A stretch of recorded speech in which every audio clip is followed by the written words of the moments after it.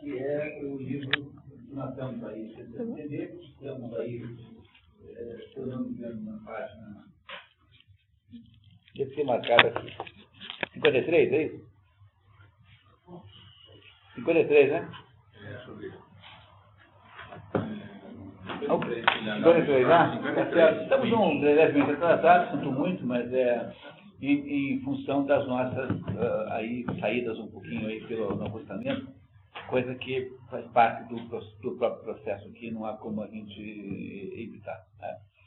Então, o Aristóteles está nos contando qual é a sua concepção de gestão da cidade, e eu queria sempre insistir que o ponto central para que a gente não caia aqui em nenhuma armadilha é entender que para Aristóteles a vida social, a vida na cidade é tão natural quanto as funções fisiológicas são.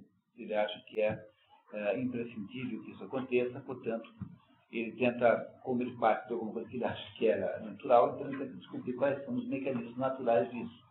Então é por isso que ele fica aí tentando entender os diversos aspectos da vida na cidade, por meio dessa análise que ele faz aqui, nesse texto, que é um pouco truncado, né? Não é truncado por virtude da sua origem. Então, esse é um texto que não foi feito para ensinar ninguém, não foi, na verdade, não é um livro, são anotações de aula. Então, ele é cheio de redundâncias que, no nosso caso, não tem, porque foi editado, né? O texto foi editado por alguém. Então, ele tem, assim, na verdade, anacolutos, tem algumas contradições.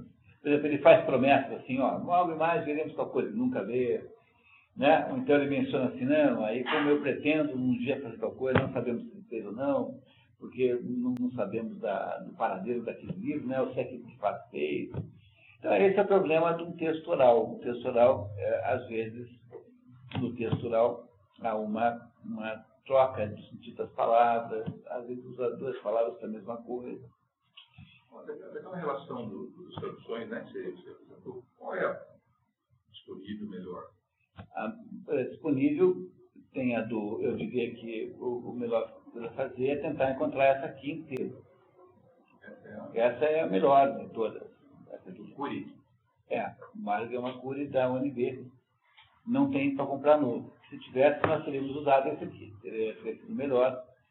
Não daria para ler tudo, mas a gente faria uma leitura melhor do que essa aqui, que é uma leitura um pouco, às vezes, um pouquinho difícil, né? Vamos combinar, né? Que é um pouco truncada, assim. Mas, na verdade, na prática, você só tem a tradução do Nestor, aquele Nestor Xavier, que é uma tradução antiga e que foi muito atrapalhada pelos revisores aí ao longo do tempo. Então, a melhor tradução mesmo é essa daqui. Essa é a melhor de todas. E vocês, se fossem ler esse livro, ficariam muito impressionados como ela é melhor do que o outro. Olha, por outro lado, aqui está a tradução do conjunto de textos que configuram juntos a política. Então, há aqui muita repetição, então a ordem desses livros está errada.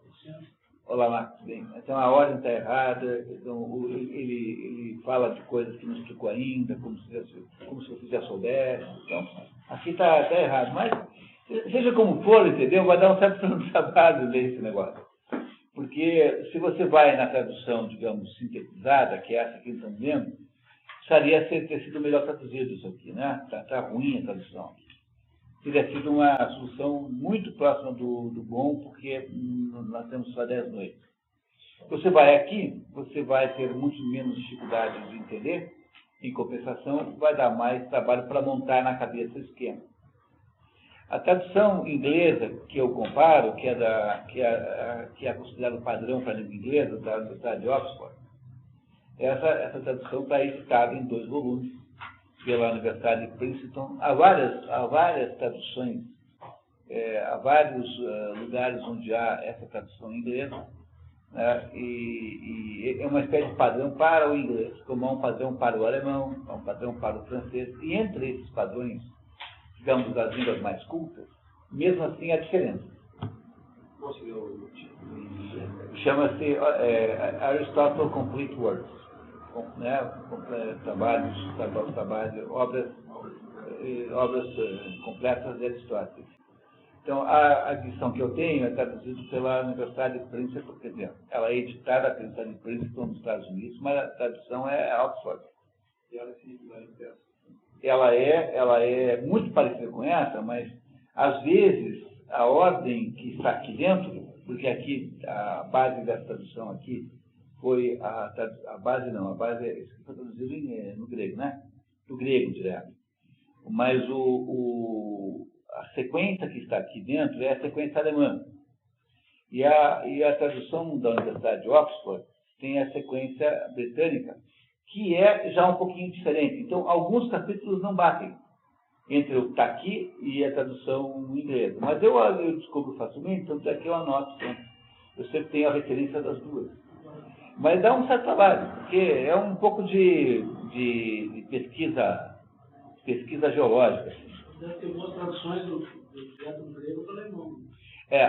Porque foram os alemães quem organizaram essa confusão toda de teatro grego, de Aristóteles, Platão. Então, foi um conjunto de filólogos alemães do século XIX que gastaram a vida, tem aí uma vintena de pessoas para botar ordem na bagunça que estava. Porque, entendeu? Tinha fragmentos, troços que o rato roeu, você não sabia o que tinha no meio. Então, os alemães organizaram o negócio, e aí o francês fez uma versão francesa, a partir da alemã, mas sempre com alguma mudança, até para não parecer que copiou a Alemanha, né? E os ingleses também fizeram. Então, a tradução, digamos, padrão em inglês é da Universidade de Oxford, que é editada por tudo quanto é a universidade. Então, a Universidade de Princeton tem, que essa que eu tenho. Então, a universidade tem lá uma University Press, né, que é uma editora universitária, vai lá e pega a tradução oxfordiana e transcreve. E tem a alemã e tem a francesa, mas nós aqui não temos a tradução brasileira, digamos, padrão. Então, o que você tem aqui é uma vintena de livros traduzidos, um do francês, outro do inglês, um outro do grego. Do grego são pouquíssimos. Tem esse aqui, tem Ética Nicômacos, traduzido pelo próprio Mário da Gama Curi, também do grego. Olha, eu acho que não deve ter mais nada. O resto é traduzido do francês, do inglês. E não tem tudo traduzido, não, tem uma parte só.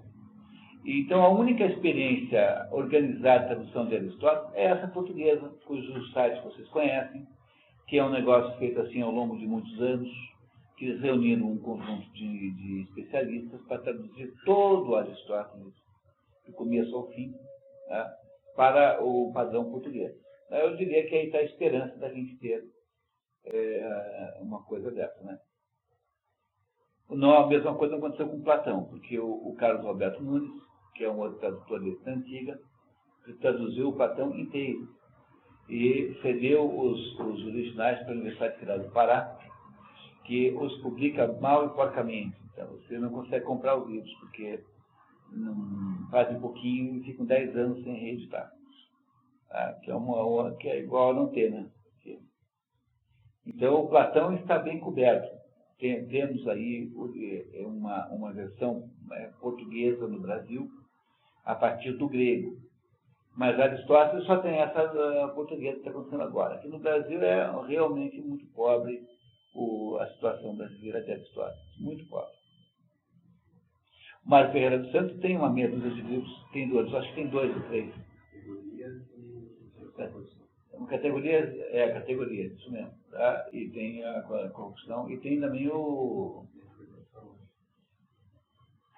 eu acho que também tem esse, tá? Tem impressão.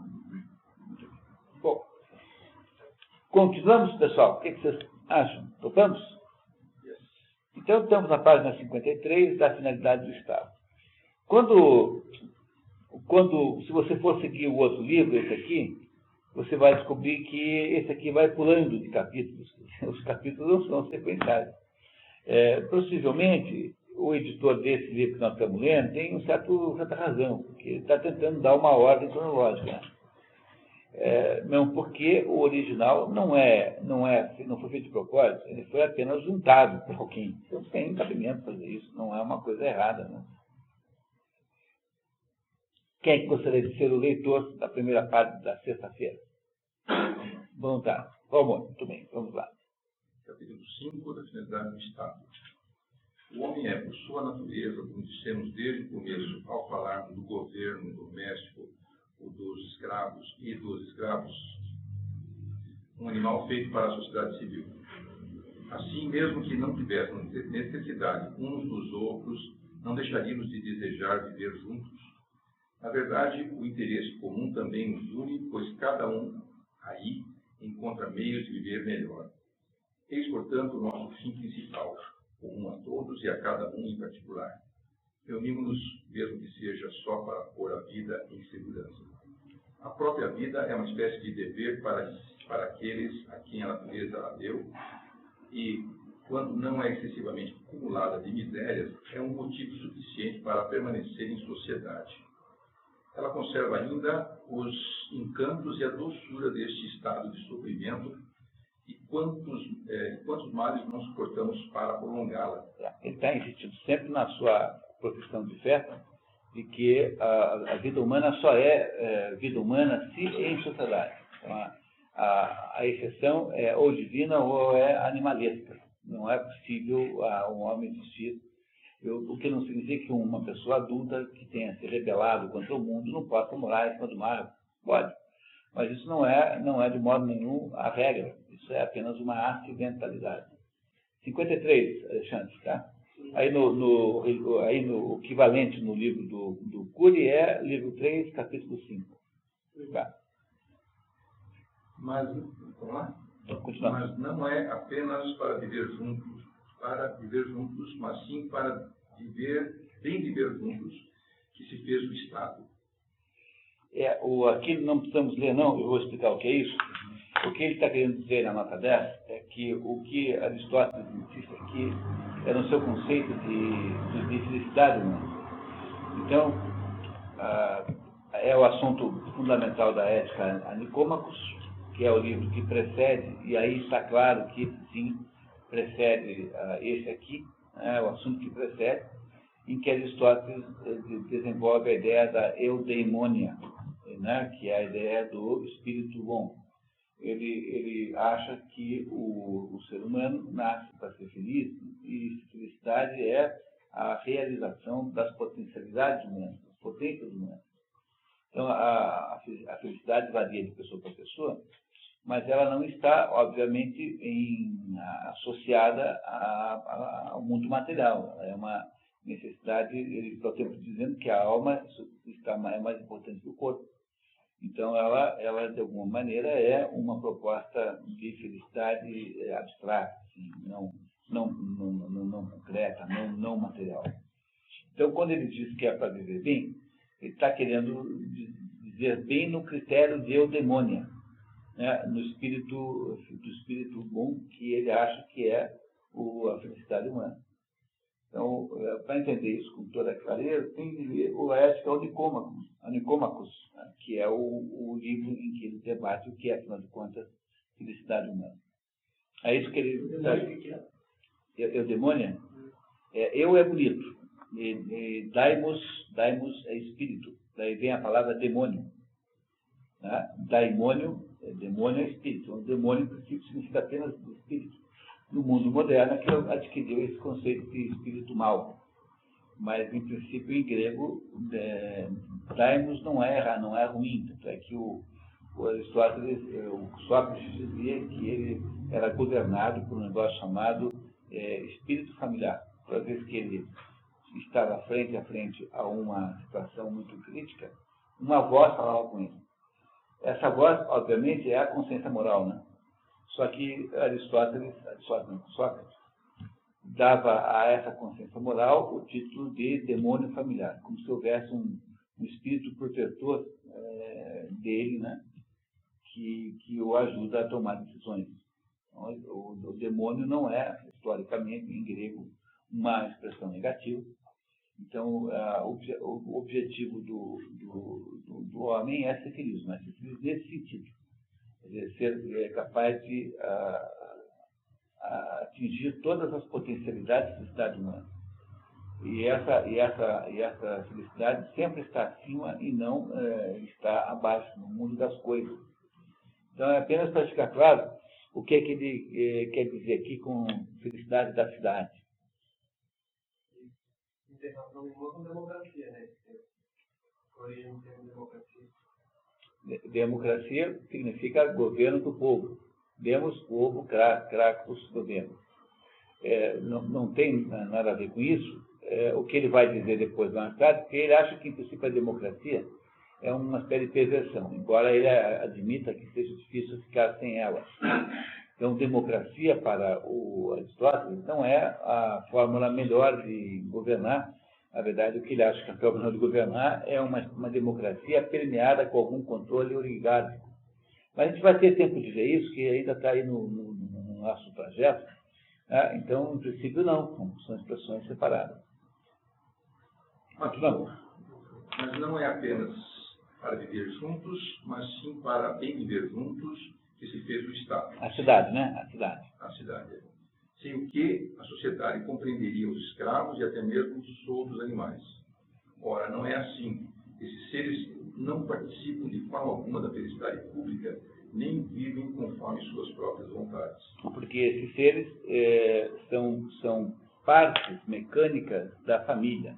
Como eles não têm autonomia nenhuma, eles não têm acesso à possibilidade da plenitude humana, como Aristóteles prega. Quer dizer, eles não são capazes de escolher nada. Eles são como se fossem utensílios, como se fossem máquinas. Os homens tampouco se reuniram para formar uma sociedade militar e se precaver contra as agressões, nem para estabelecer contratos e fazer trocas de coisas ou outros serviços. Caso contrário, os tirrenianos e os cartagineses e todos os outros povos que comerciam uns com os outros seriam membros de uma mesma cidade. Então, mas o fato de que as cidades produzem um comércio não significa que seja uma mesma cidade. E não é para isso que o mundo foi criado, para fazer comércio. É preciso entender numa globalização que a globalização não resolve os problemas de natureza políticos, ele resolve problemas econômicos. Né? E nós saberíamos disso mais facilmente quando a gente lembra que o assunto político está sempre subordinado ao assunto econômico, o assunto político é sempre superior ao assunto econômico pela própria hierarquia das castas. Então, abaixo de todos os assuntos, em termos de poder relativo, abaixo de todos está apenas os assuntos do mundo da ação humana, no sentido muscular da palavra. Depois vem os assuntos econômicos, logo em seguida. E ontem eu disse para vocês que Aristóteles nos contou aí indiretamente que não é para botar a burguesia no poder. Quer dizer, muito pior ainda é botar quem está abaixo da burguesia. Não entendo com isso que eu tenho querido dizer que é melhor dar o governo para os sindicalistas do ABC. Não é essa a ideia. Então os assuntos econômicos estão subordinados a dois assuntos maiores do que ele, o assunto político e o assunto, digamos, espiritual. No fundo, os assuntos espirituais sempre mandam em todos os outros. Eles mandam de uma maneira difusa e indireta, porque o Brahmani não tem armas para forçar os outros a obedecê-lo. Mas, no final das contas, depois que tudo é errado, o Brahmani ainda fala, está vendo? Não falei que está errado? E mais ou menos mostra dissimuladamente o caminho. Porque o Brahmani não tem nenhuma autoridade concreta, a não ser autoridade moral. Quer dizer, o Brahmani ele é respeitado por aquilo que ele apresenta de autoridade moral, mas ele não tem meios de forçar sua opinião. Então, o Brahmani sempre é um sujeito que tem que ser acreditado pelo que está embaixo. Então, por exemplo, você quer ver um exemplo? Quando formaram o Estado de Israel, o novo agora, em 48, os rabinos estavam contra. Estavam contra porque, de acordo lá com o que os rabinos entendem que seja lá o destino de Israel, não era a hora de voltar para a Palestina. Então, os rabinos estavam contra. Mas quem fez o Estado de Israel, com o auxílio, obviamente, dos americanos e dos ingleses, né, eram aqueles judeus belicosos que vieram ali do Oriente, da Polônia, da Rússia, né, Golda Meir, aquela turma que eram todos judeus militares, todos socialistas e militares, todos eles belicosos. E inventaram de botar Israel na marra, lá onde está agora. Né? Daquele dia em diante nunca houve um dia de paz naquela região. E os rabinos, e não só isso é um problema insolúvel, como os rabinos, eu digo, a instalação de Israel à força no Oriente Médio, gerou um conjunto de consequências para o judaísmo que foi desjudaizante, aumentou imensamente a taxa de judeus laicos. Agora, veja, enquanto os judeus não tinham pátria nenhuma, o rabinato os manteve coesos como raça. Entenderam? Quer dizer, o rabinato, pela própria ação espiritual, religiosa, foi capaz de manter os judeus durante 2000 anos. Quando você os reúne em todo lugar contra a opinião do rabinato e força a existência de um Estado na margem, às custas da ocupação de um lugar onde morava gente, então o que acontece aí é que esse processo desjudaiza os judeus, porque eles são cada vez mais laicos. Todos eles sempre falando em voltar para um lugar, né? Medo. Você compreendeu como o rabino como há uma diferença de autoridade entre as duas castas? Então, o problema da vida é que quando a primeira casta é desrespeitada, em qualquer situação é a mesma coisa, então vai dar errado. E depois que tudo der errado, você volta atrás e fala assim, bom, é verdade, você tinha razão. Ficou tão fragilizado que foi roubar gravado. Pois, coitado do... Deve ser maluquinho, né? Esse Sobel, ele é um sujeito muito complicado, viu? Eu acho que esse negócio de gravado é o menor dos problemas que ele tem. Mas ele é um sujeito que já deu as declarações mais absurdas que você pode imaginar.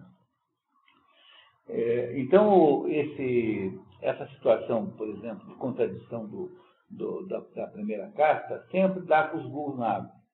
Porque a primeira casta, no fundo, sempre tem razão. É claro que na primeira casta tem que escolher quem você ouve, né? Também há maus conselheiros. Não há diferença moral entre nem um parâmetro de qualidade único dentro das castas. Então há maus brahmanes, há maus guerreiros, há maus empresários, há sempre alguém que não funciona. Então, esse problema aqui, que eu acho que fica esclarecido assim. Continuamos. Eles possuem tratados redigidos por escrito, com base nos quais importam e exportam suas mercadorias, garantem-nas uns aos outros, prometendo defendê-las à mão armada. Mas não têm, quanto a esses objetos, nenhum magistrado que lhes seja comum. Cada um desses povos tem em seu próprio território. Eles não se preocupam com o que os outros são, nem com o que fazem, se são injustos ou corrompidos com particulares, só fazendo questão da garantia que ambos os povos se deram mutuamente de não se pesarem. Aqui é uma coisa interessantíssima, é o seguinte, você tem ideia de quantas línguas artificiais existem no mundo, como o Esperanto? 1000 e alguma coisa. Depois do Esperanto, a língua artificial mais conhecida chama-se Volapük. Antigamente, hoje não tem mais ninguém que fala Volapük, mas antigamente tinha um pessoal aí que adorava ficar falando Volapük para parecer assim, original. Tem um livro do Paulo Ronan chamado Torre de Babel, não, Babel e Antibabel, que conta para você essa história toda, um livro daquela coleção Perspectiva, um livro curto, fácil de dizer, do Paulo Ronan, o Paulo Ronan foi um judeu húngaro que ensinou o Brasil a traduzir. Um sujeito de grande mérito e grande competência. E o Paulo Ronan, não é que ensinou o Brasil a traduzir, ele deu ao Brasil, no Brasil, um valor, assim, digamos, existencial para a função de tradução, que era um negócio que os editores nem davam crédito. Hoje, quase imprescindível ver quem traduziu o livro, né? Tanto é que nós estamos fazendo essa crítica o tempo todo aqui. E o Paulo Ronan conta, então, como é que essas línguas artificiais foram aparecendo. E eu fiquei com a pulga atrás da orelha nesse negócio de Esperanto e tal, e fui lá ver a história daquele fulano que foi o inventor do Esperanto, se chama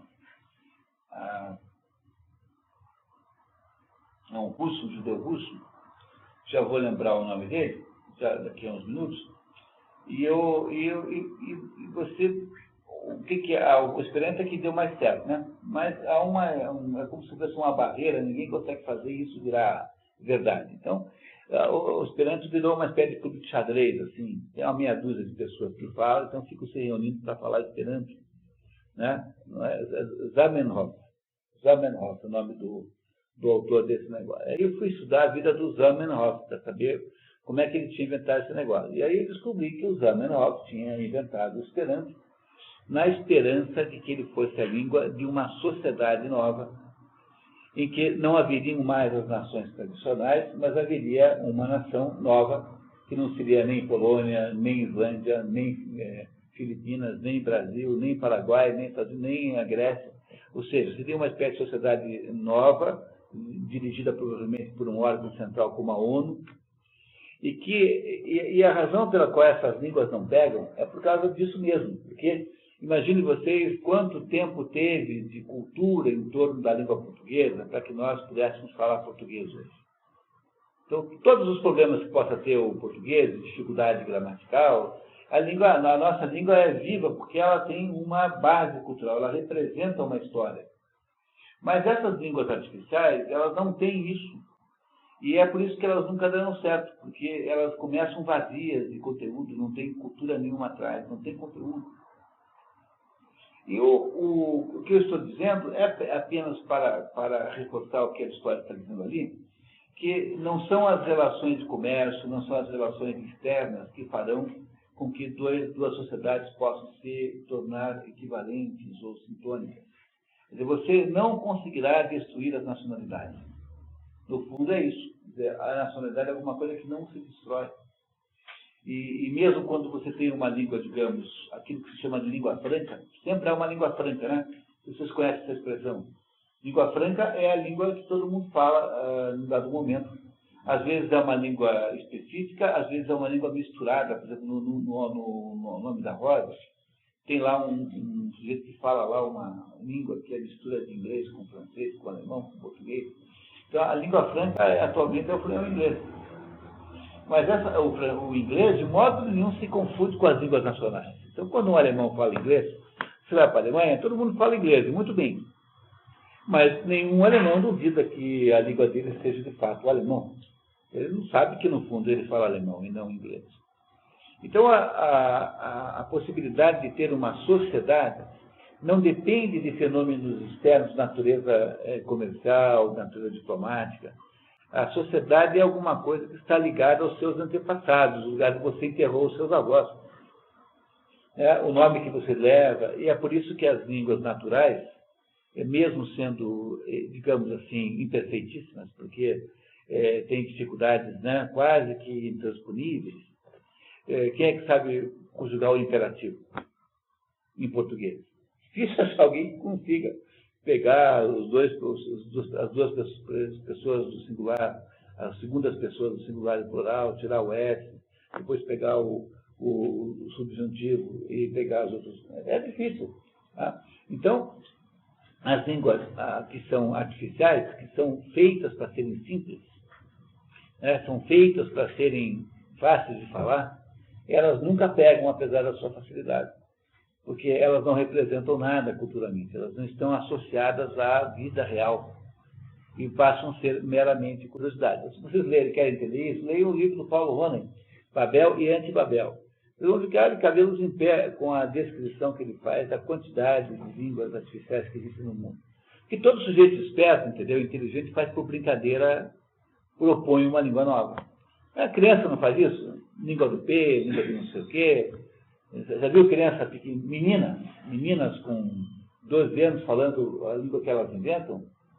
É absolutamente impenetrável o sentido daquilo. Só elas entendem. Só meninas conseguem fazer, meninos não conseguem. Tem uma habilidade linguística extraordinária, na mesma idade que os meninos. Falam línguas absolutamente estranhas. Então, você pode fazer esquemas linguísticos novos, mas você não consegue substituir a cultura que está por trás da língua. É por isso que só se deve aprender francês na letra francesa, só se deve aprender alemão nos portugueses, só se deve aprender inglês na cultura inglesa. Porque nessas escolas, além de ter lá uma metodologia, também tem você não fala aquela língua, você se apaixona pela cultura da língua. O método como você aprende uma língua é se apaixonando pela cultura que fala aquela língua. E esse é o problema do espanhol, porque o espanhol é ensinado aqui com sotaque argentino. Então, é muito chato você ir lá aprender a falar cabajo e cage. E não há aqui uma preocupação de se ter uma escola de espanhol, de cultura espanhola. Então, o espanhol é uma das línguas mais belas do mundo, né? Mas, em vez, você põe um argentino para dar aula, e aí então ele retira o S sibilante, que é o S, né? O S sonoro e maravilhoso do espanhol legítimo, né? Que, por exemplo, matadores, aquele sibilante no final, e põe matadores. Tira o S fora. Né? Vocês sabem a história do argentino ensinando o filho a falar espanhol? Falou assim, em castellano, el plural se hace con el S. Por ejemplo, un fósforo, dos fósforos.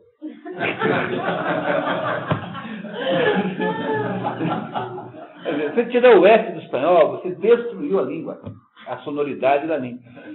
Então, só consegue manter o S quem for capaz de chegar ao espanhol não como apenas um código de comunicação, mas como sendo um reflexo de uma cultura extraordinária, maravilhosa, magnífica, que a gente deveria ter vontade de aprender. Né? Eu estou fazendo camelô em São Paulo, R$10. R$10. A gente não fala espanhol. Né? Todos falam assim. Né? Bom, continuamos? Aqueles, pelo contrário, que se propõem dar aos Estados uma boa Constituição prestam atenção principalmente nas virtudes e nos vícios que interessam a sociedade civil. E não há nenhuma dúvida de que a verdadeira cidade, a que não o é somente de nome, deve estimar acima de tudo a virtude. Aqui tem um problema de tradução, nas virtudes e nos vícios da sociedade. E não que interessam, mas da sociedade. Parece um pouco. Eu queria tentar interpretar por que às vezes o sujeito consegue traduzir tão canhestamente as coisas aqui. É porque o tradutor francês original, ele não parafraseou o texto. Ele pegou. Imaginem um estudante grego anotando coisas que o Aristóteles dizia. Então, é claro que essa anotação é uma coisa feita meio precariamente, né?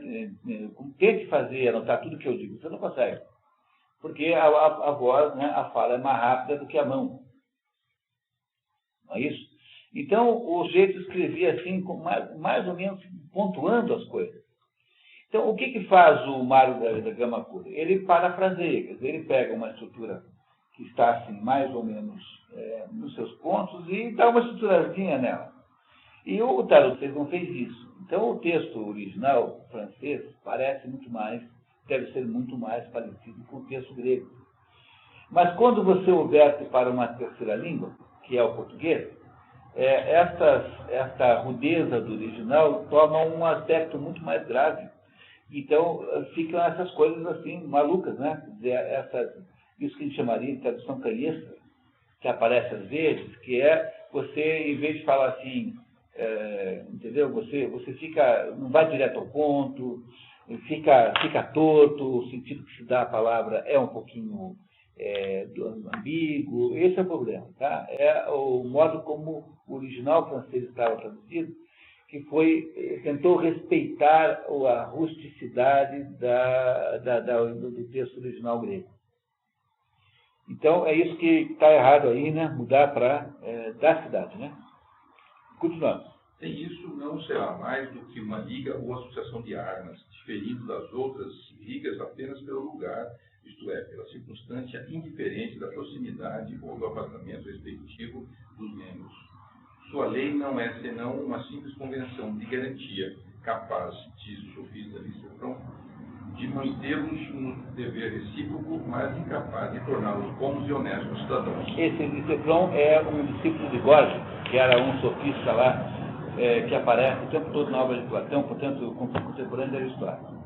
Eu queria aqui tentar explicar para vocês um pequeno trecho, fazendo novamente uma paradinha no acostamento aqui, dizendo o seguinte: assim, grosseiramente, na teoria dos contratos, você pode sempre conceber 3 tipos de contrato. Tem um contrato muito simples, de corriqueiro, que é aquele que você faz quando pega um táxi, ou quando você entra num restaurante e ordena um determinado prato.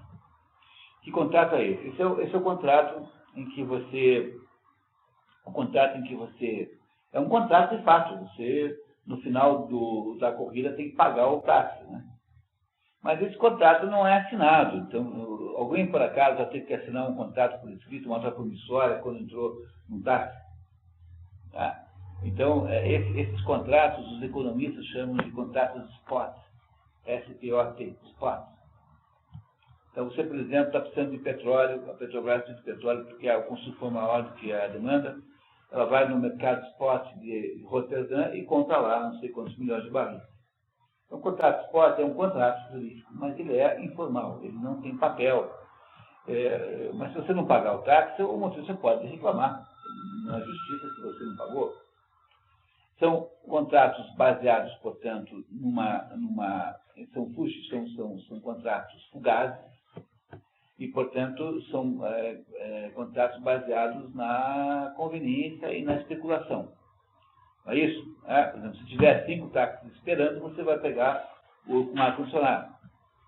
Compensação, se você estiver saindo dentro de um táxi num lugar remoto, o sujeito pode até te pedir mais para te levar.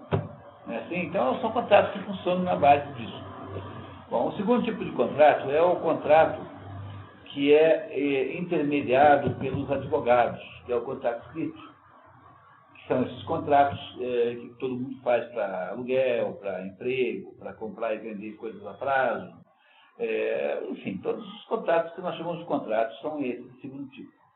Eles têm como a técnica jurídica prevê que qualquer contrato que seja tem que ter uma cláusula de penalidade, porque pressupõe-se, quando se faz um contrato desse, que há uma perspectiva de calote. Porque se não fosse assim, não teria que ter a cláusula da penalidade.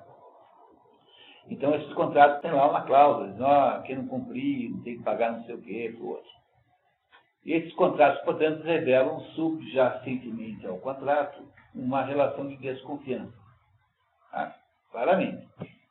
E há um terceiro tipo de contrato, que é tipicamente o contrato de casamento, que é um contrato que pressupõe que a união dos contratantes, ou seja, a sintonia dos contratantes, é melhor do que a separação. Todo mundo prefere ficar junto, porque é melhor do que ficar separado. Os contratos de casamento não deveriam ser feitos por escrito. Embora a cultura americana do contrato escrito, né, está transformando tudo quanto é contrato em contrato assim. O Bill Gates teria um contrato com a mulher dele, que entre as cláusulas que tem, diz que ele pode passar lá 2, 3 dias por ano com uma namorada lá que ele tem não sei onde. Mas é uma coisa ridícula. As cortes britânicas não aceitam esses contratos, não os reconhecem como legítimos. Porque certas coisas não são passíveis de contrato. Então, um exemplo típico no mundo econômico de contratos assim, que são chamados de relacionais, são isso que nós chamamos de cluster.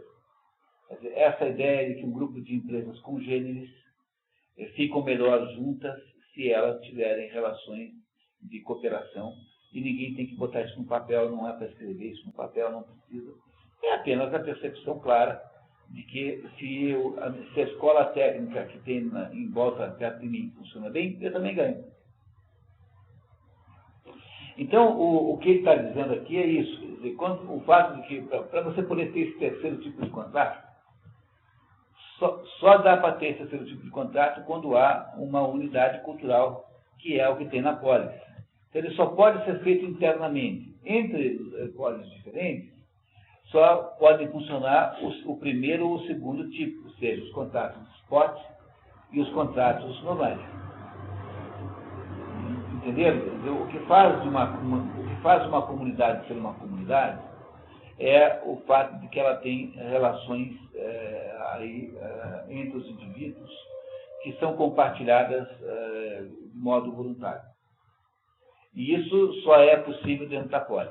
Então, 2 cidades que comerciam uma com a outra não conseguem isso porque elas estão apenas atadas por um contrato mútuo de comércio, tem um acordo de comércio. Então, o Itamaraty assinou para esse papel, pronto, já não é mais relacional, já é um troço de natureza comercial. É isso que ele está dizendo aqui. que não é possível produzir um verdadeiro Estado a não ser relacionalmente, ou seja, apenas a partir de relações de convívio real e concreto. Continuamos?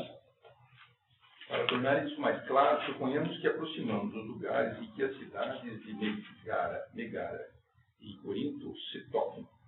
Esta proximidade não fará com que os dois estados se fundam.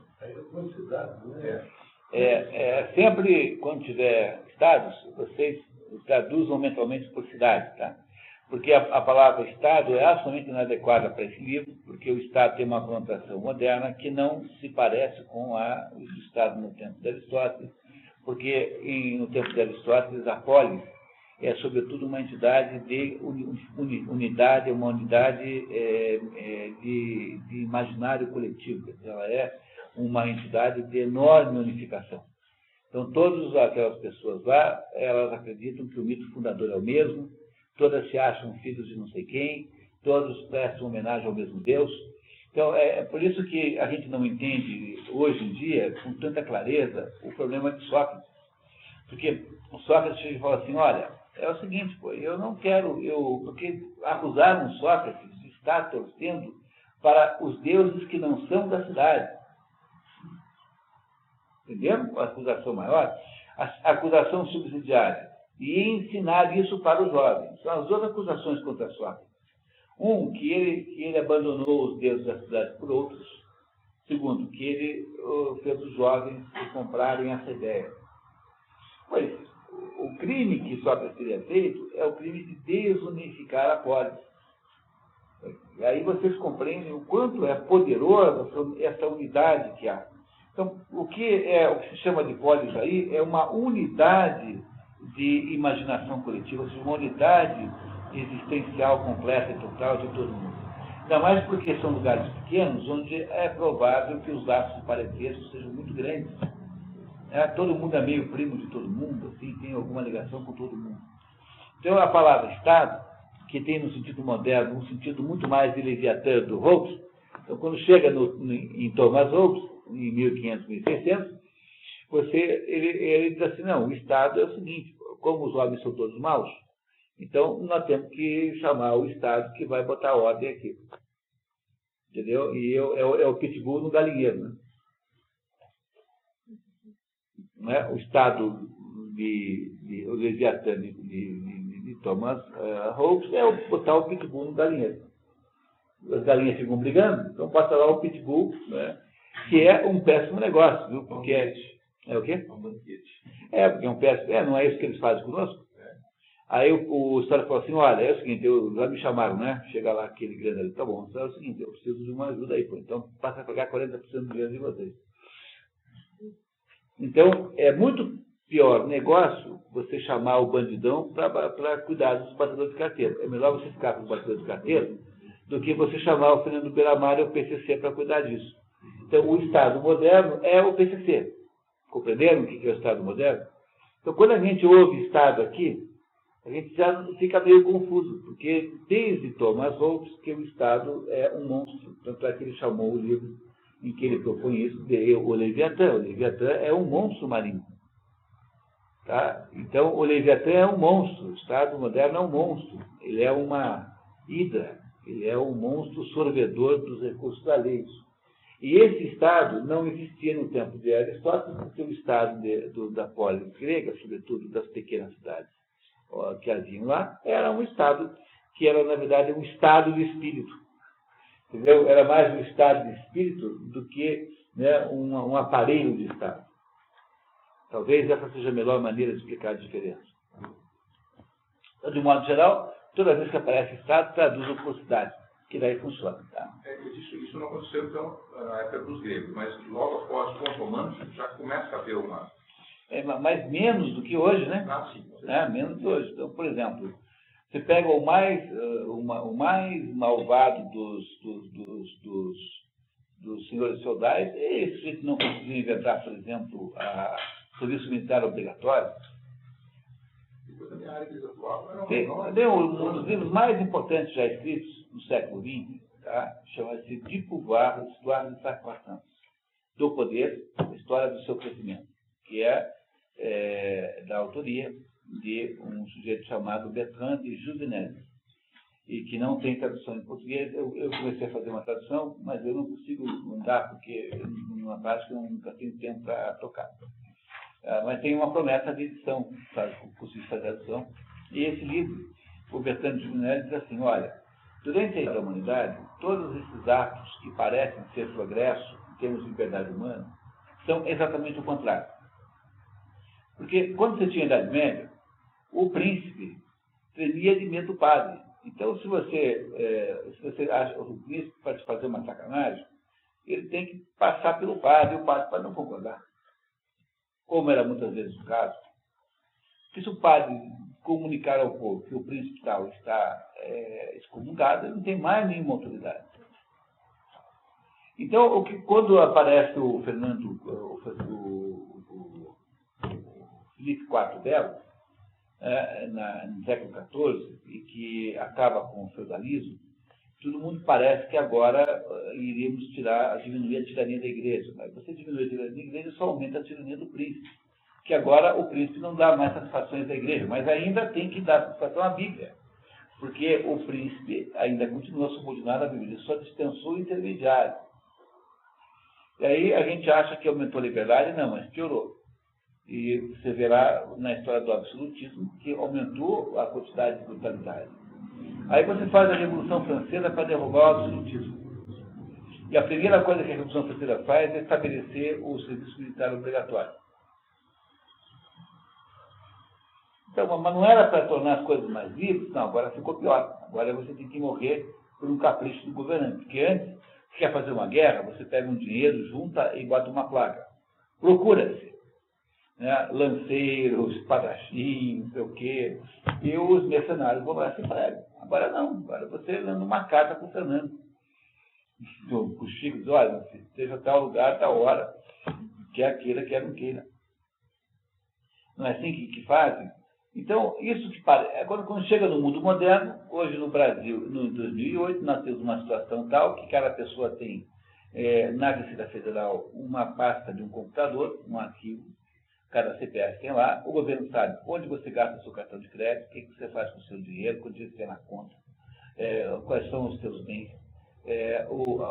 Esse negócio de o que você vê na internet, o que você vê na internet, se esse negócio de linha telefônica aí grampeada, é a coisa mais comum, deve ter um troço igual a esses de... Sabe esse pessoal que fica ligando para dizer o que estarei enviando? Deve ter um sistema desse só para grampear telefones de milhares de pessoas. É a coisa mais trivial do mundo. O nosso governador faz isso todo dia. Né? Tanto é que vocês lembram do caso Caseira. Né? Quer dizer, você pode imaginar um mundo mais autoritário e perversamente sem liberdade do que esse. Em que, se você dissesse para o Átila Uno que o governo tem o direito de saber quanto você tem, o Átila Uno acharia isso uma barbaridade. Entendeu? Compreendendo como aquilo que nós achamos que é um aumento da liberdade é, na prática, um aumento da tirania. Só que é uma tirania com o gosto humano e você fica feliz achando que isso é bom. É isso que o Bertrand de Juvenel escreve no livro, esse livro que eu disse para vocês, que é um livro imprescindível. Se alguém tem interesse em política, não há nenhum outro livro mais importante para ler. Infelizmente, só tem em francês e talvez em inglês. Tem em inglês. É um livro magnífico, absolutamente fundamentado, um livro pesquisado, um trabalho científico, mostrando que há um aumento do poder, um aumento crescente do poder governamental, e que ele é cada vez mais sutil, quer dizer, cada vez parece mais liberdade, mas o poder é cada vez maior do que você pensa.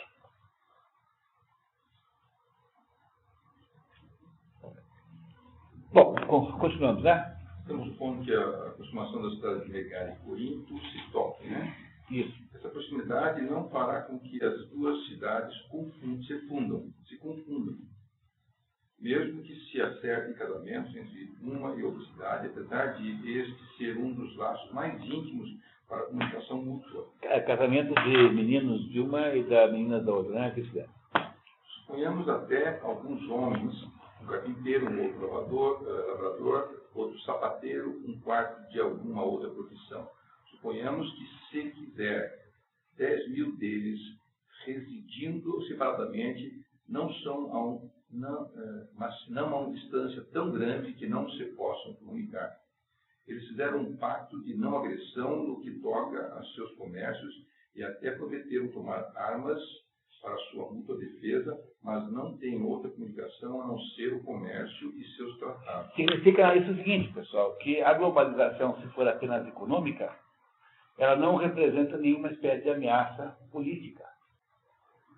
Compreenderam isso? O que ela faz é mudar o perfil da economia. Então, a Volvo, por exemplo, que é uma empresa global, ela vai dizer, não, agora eu vou fazer aqui no Brasil tal produto, e vou tirar essa linha, que vou mandar para a Índia, não sei para onde, e assim. Então, o que vai acontecer é que muda a distribuição dos negócios. A geografia econômica modifica-se com a globalização. Mas a globalização não terá nenhum efeito cultural, e menos nem político nem cultural, a não ser que você mexa na política e na cultura. Então, é por isso que, junto com a globalização econômica, que é em princípio inócua, embora ela possa representar uma certa confusão no primeiro momento, porque tem gente que perde o emprego, você tem que fazer a globalização política para poder fazer isso. Mas como é que você faz a globalização política? Você tem que primeiro inventar culturalmente. Veja, olhem a sequência de castas, né? Para eu poder, a globalização econômica não sobe. Então, eu tenho que mexer na globalização política. O que eu tenho que fazer? Eu tenho que dar o poder para a ONU. É isso que eu quero fazer. Mas para eu poder dar o poder para a ONU, eu tenho que destruir os Estados nacionais. Eu tenho que destruir a ideia da autoridade do Estado nacional. Como é que eu faço isso? Eu faço isso criando Tribunal Criminal Internacional. Eu faço isso criando, por exemplo, uma internacionalização dos mares. Eu faço isso pela unificação das legislações. Nenhum país pode ter nenhuma legislação contrária a uma determinada legislação, por exemplo, que a OIT estabelece. Eu homogeneizando a educação, mas eu tenho que fazer o que antes? Eu tenho que fazer a cabeça de todo mundo para mostrar que isso aqui está certo. Então, quem é que está produzindo esse movimento? Tá? São essas pessoas que você nunca ouve falar, mas que são os sujeitos que mandam no mundo. É o Robert Miller, o Maurice Strong. Maurice Strong é o canadense, que é o patrono de todo o movimento ambientalista de base política no mundo, um milionário canadense que faz isso. E o Robert Miller, que tem um livro divertidíssimo. Eu trago para vocês aqui na segunda-feira para ler uns trechos para vocês ouvirem. O Robert Miller, que é um sujeito que tem... o Robert Miller é o que lida com a educação. E o Maurice, né? Ele é canadense, não é francês. Maurice Strong como forte em inglês. Esses dois sujeitos são os sujeitos aí que hoje têm a maior influência relativa no destino do mundo. Essas fundações... mas essas fundações são todas operacionalizadas pelo conjunto de ideias que esse pessoal gera. Tá? Então, se vocês queriam aí um alvo para um atentado, então tem aí dois.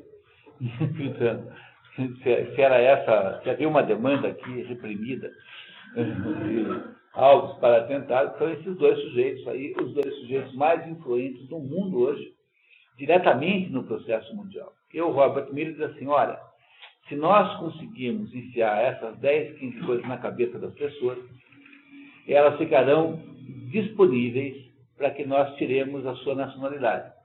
Entendeu? A gente vai convencê-los desses 10, 12 coisas aqui, né? E ao fazer isso, a gente consegue aos pouquinhos retirar a autoridade dos Estados nacionais.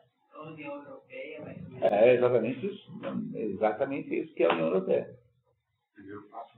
Entendeu? É exatamente isso. Então, quando a ONU propõe o Tratado de Kyoto, os americanos que não são trouxas, né, pelo menos nesse ponto, senão, senhor, eu continuo tendo autoridade sobre as emissões aqui nos Estados Unidos.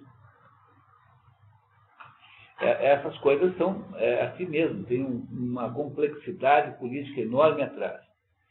Mas é isso, quer dizer, para eu poder derrotar, para eu poder criar uma aldeia global, uma ideia do McLuhan, que é um outro teórico desse assunto, eu preciso produzir a demonização de tudo aquilo que sustenta o meu modo velho, que é o Estado Nacional, ou as religiões tradicionais, É isso? Então, para eu poder demolir a religião tradicional, o que eu faço? Eu tenho que botar uma outra religião no lugar. Qual é a outra religião? Chama-se ambientalismo, chama-se a mãe natureza. Compreendendo a nova era, deve ter... O rabino principal dessa nova religião é o Algor. Nada. Coitado, agora só é o espertalhão que descobriu que dá para ganhar uns trocos aí na mídia fazendo isso. Eu achei que ele ia concorrer a presidente, queria aproveitar e concorrer a presidente. Não foi. Ele não fez isso. Mas o Algor é perto do Robert Miller, do Morris Strong, é apenas um aprendiz. Esse pessoal é muito mais esperto que ele. O pessoal está produzindo. A gente pensa 24 horas por dia, como é que você faz para manipular o sistema? Sabe? O jornalista que se referiu ao Algor como Herman Munster. Herman Munster? Do Global Warming. Aí eu falei, Herman Munster é que aquele filiado de televisão da família Adams. Família Monstro? Mas o nome dele era Herman Munster, fazendo trocadilho com monstro, né? Não, mas era Herman Monster mesmo, não era o Herman, aquele que tinha cabeça comprida assim. Era Herman Munster. Os americanos conhecem como Herman Munster. Ah, Munster? Sim, claro, tá certo. E mas não era mesmo o Herman Munster. Mas esse é outro filme, né? Você sabe, né? Que não é a família Adams, é a família Monstro. A família Munster. Essa é a família Munster. É isso não. Muito bem. Mais uma vez, esta não será uma sociedade civil.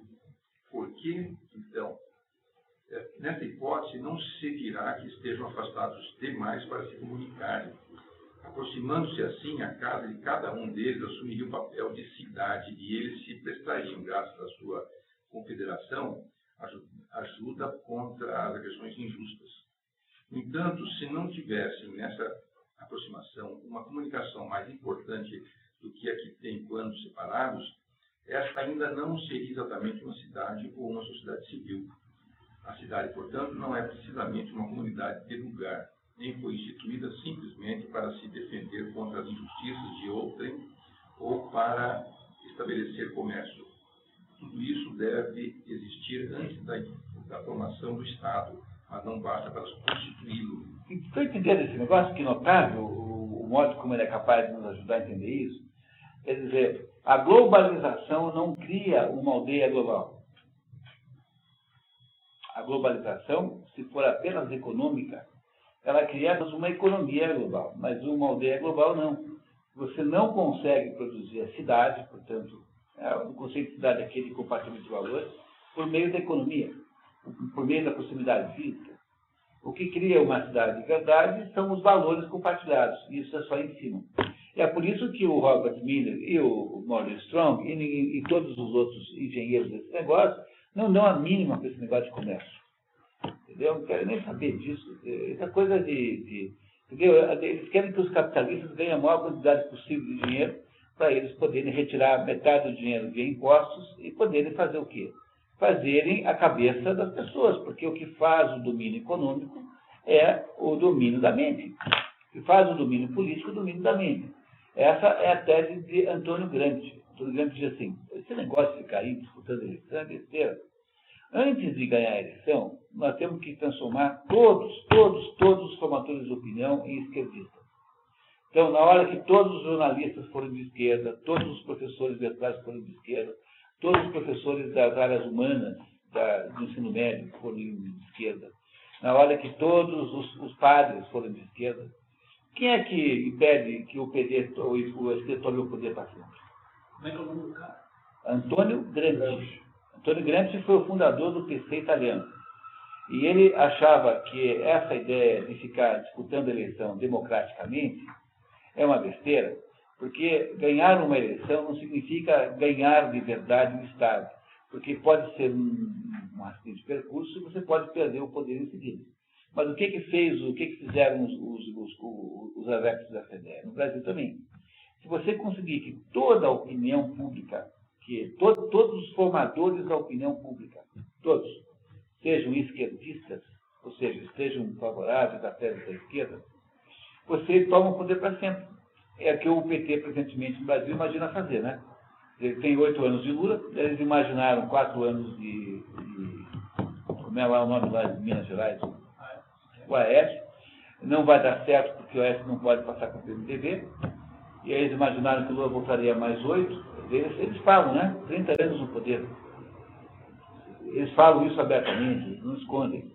Então, o que foi feito no Brasil foi a preparação para a tomada do poder político a partir da formação de uma base de opinião pública completamente esquerdista. Não há professor universitário que seja capaz de fazer uma opinião não esquerdista.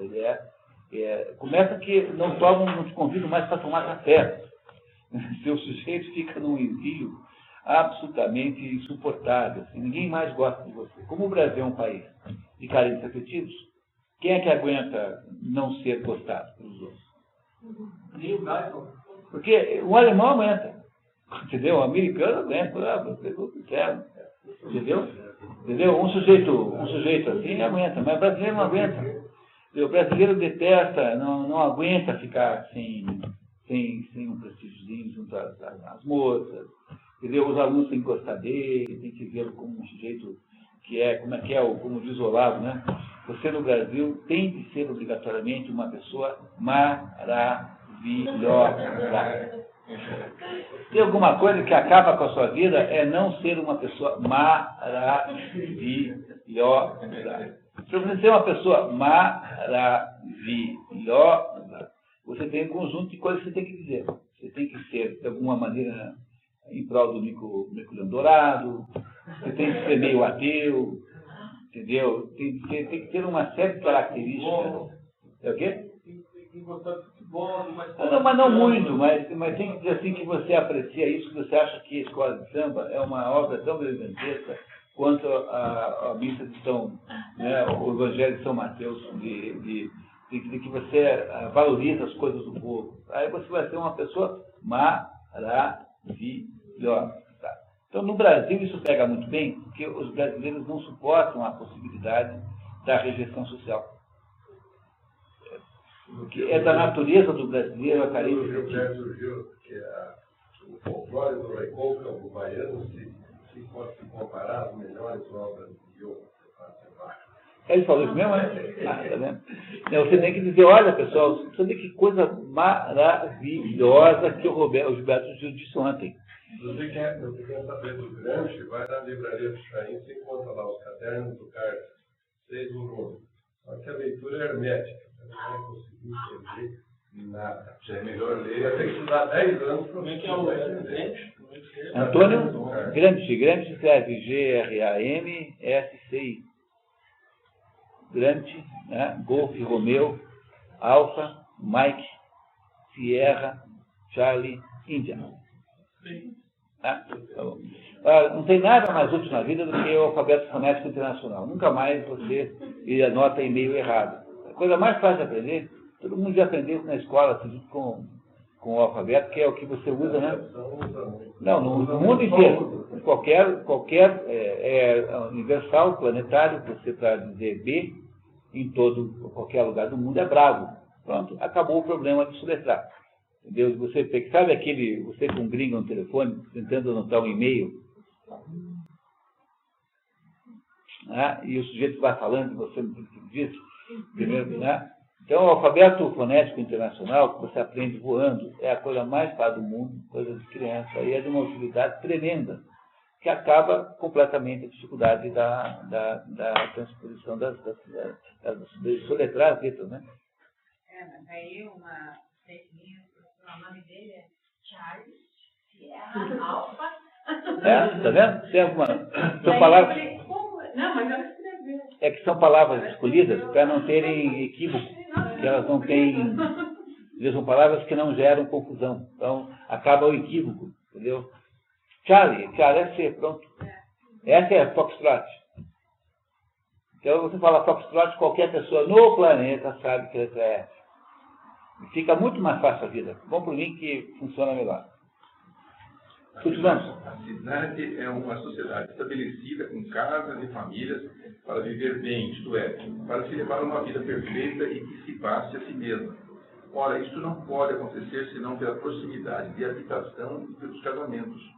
Foi para o mesmo fim que se instituíram nas cidades as sociedades particulares, as corporações religiosas e profanas e todos os outros laços, afinidades ou maneiras de viver uns com os outros, obra da amizade, assim como a própria amizade é o efeito de uma escolha recíproca. Quem quiser entender depois isso um pouco melhor, tem um livro maravilhoso do Ortega Gasset, chamado O Homem e a Gente, que tem uma tese central, que é essa tese do Aristóteles, no fundo, que como ninguém é explicado. Né? Ortega Gasset diz assim, olha, pessoal, isso que nós chamamos de sociedade é um conjunto de relações vazias. Vazias, quer dizer, ela é uma... Você, por exemplo, aqui em Curitiba, vive com 3 milhões de pessoas em volta de você. Você não conhece quase nenhuma dessas, quase ninguém. Né? A maioria dos seus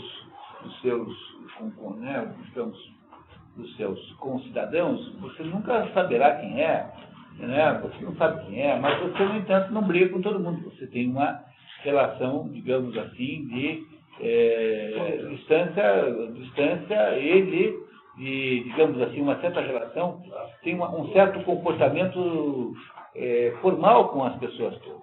Então, o que nós paramos no sinal vermelho? Porque alguém estabeleceu que faríamos isso assim, então não fomos nós mesmos. Você cumprimenta alguém quando senta no elevador. E isso é o que se faz sempre. Você nunca sabe por que se faz, mas é o que se faz. Mas se você vai para São Paulo, você não faz isso. É, claro, mas a sociedade também. Agora, essas relações que nós temos com as outras pessoas são completamente vazias de sentido. Elas são mortas, elas não têm conteúdo nenhum. Entenderam? Elas são meramente formais, são relações de forma. E quando a gente não entende isso, não entende nada em sociologia, porque para entender alguma coisa da sociedade humana tem que partir desse princípio. Então, por que o Aristóteles está dizendo para nós que a mera proximidade não faz uma cidade? No sentido que ele está dizendo. Porque a proximidade pode gerar uma relação meramente formal, de aparência e nenhum conteúdo. O que faz uma cidade é quando esse agrupamento torna-se uma comunidade. E para ser uma comunidade tem de ter o quê? Tem que ter uma certa dose de relações voluntárias. Por exemplo, quando você escolhe um cônjuge, essa pessoa com quem você casa não é mais um desconhecido, né? Não é mais uma pessoa qualquer naquela sociedade, mas é alguém com quem há algum sentido. Então, o que se tem que fazer para gerar comunidade, é procurar estabelecer sentidos entre os diversos ingredientes e elementos daquela localidade. E, de modo geral, você faz isso como? Compartilhando o mito fundador. Quando todo mundo ali acha que tem uma origem comum. Ou então acha que tem um destino comum. Acha que tem alguma coisa que os destaca dos outros. Então, a polis é feita onde? É feita nesse âmbito, que é o âmbito do imaginário coletivo, e não apenas da proximidade física. É o que Aristóteles está nos contando aqui. Diga agora. Esses dias eu estava lendo a história de Roma antes de César, e uma das coisas mais fortes em Roma era o senso de pertencimento. Até hoje, poucas cidades tiveram um orgulho tão grande de ser romano como um cara em Roma naquela época. Então, destacava de todos o orgulho de pertencer a Roma. E foi o que o Jaime Lerner fez em Curitiba.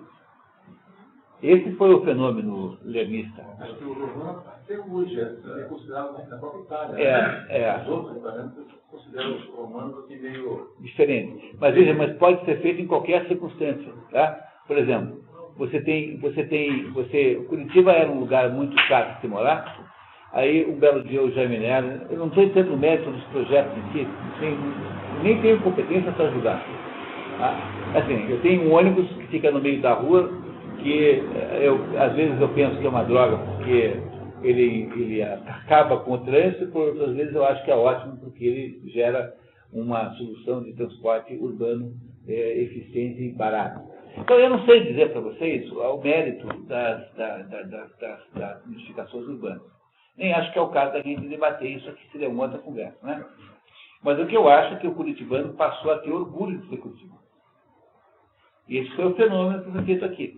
Quando eu andei estudando aqueles assuntos que foram alvo do livro que eu escrevi, Economia do Mais, Então, em Jacksonville, na Flórida, tinha lá um dos exemplos de lugar que rejuvenesceu e transformou-se num lugar do nada em tudo, né? E eu fui lá visitar a cidade uma das vezes que eu fui lá, e eu fui conversar com a professora da universidade lá, perguntei assim, o que aconteceu aqui, afinal de contas, que essa cidade aqui era um dos piores lugares para se morar aqui, e hoje é um dos 10 melhores. Assim, olha, o que aconteceu foi que as pessoas aqui passaram a orgulhar-se de morar aqui. Então, esse senso de pertencimento que o Eloy mencionou, que é, no fundo, a ideia de alguma contribuição coletiva, de que você pertence a alguma coisa que não é igual aos outros. É isso que faz com que uma sociedade vire uma comunidade. E a comunidade, diferentemente da sociedade, não é composta de relações frias, apenas formais. Ela é composta de amores e ódios, mas também tem ódios. Mas ela é composta de relações verdadeiras. Portanto, todo o processo de desenvolvimento econômico precisa antes criar uma noção de pertencimento, senão você não faz. É por isso que você tem muito mais facilidade de fazer cluster na Europa do que aqui, porque aqueles italianos lá na Emília-Romana, eles acham que o queijo parmigiano reggiano é a maior iguaria da face da terra, não é isso? A comida é italiana, Então, aquele pessoal lá em Murano que faz aqueles troços de mau gosto terríveis, aqueles gansos azuis, né? Eles acham que aquilo é a coisa mais bonita do mundo. Então, os cristais de Murano são assim uma espécie de modelo de existência humana. Então, essas coisas são pré-requisitos para você poder gerar desenvolvimento econômico. Uma vez eu perguntei para uma pessoa, né, se ele era italiano, e aí ele me respondeu assim, prima deve ser italiano e eu sou romano. É o Marcello Zanella. Foi? Não. O outro. Mas eu estou aqui há 20 anos e então, vim lá de São Paulo e tal. Quando eu tinha que assinar um cheque, né, na época eu usava cheque, né? E eu falava, olha, mas não é daqui, de outro estado, tudo bem. Quando eu falava que era Curitiba, aí, pronto, eu tinha que ficar falando um monte de Curitiba. As pessoas ficavam perguntando coisas, nossa, você mora nos melhores lugares, não sei o que. Eu falava, menos, né? Mas até hoje, lá em São Paulo... Tem essa mística, né? Tem, não, mas isso foi realmente é diferente. Mas isso foi a mágica que fez, é a mágica que o Jaime Lerner fez. Entendeu? Que a mágica do Jaime Lerner é só essa. É claro que tem questões urbanísticas, mas isso tudo é secundário. Que qualquer um pode fazer igual, né? Qual é o problema de copiar? Está tudo pronto, é só copiar. Tem alguma coisa que ele fez que foi um ato de mágica. Né? Fez uma mágica que você precisa reconhecer, que tenha lá a questão que você tem a ele foi o mais importante prefeito de Curitiba que já existiu. Ele conseguiu transformar a cidade, fazendo essa mágica da modificação da relação afetiva do curitibano com a sua própria cidade. Agora está jogando para água abaixo. Tentando, né? Todo lugar que eu olho, os caras me perguntam, como é que é o governador? Todo mundo só quer saber mesmo. Deve, mas não. vamos unir aquele livro o livro lá de Curitiba, esse livro, né? Que eu mandei para você. Muito obrigado. Não, mas não é livro,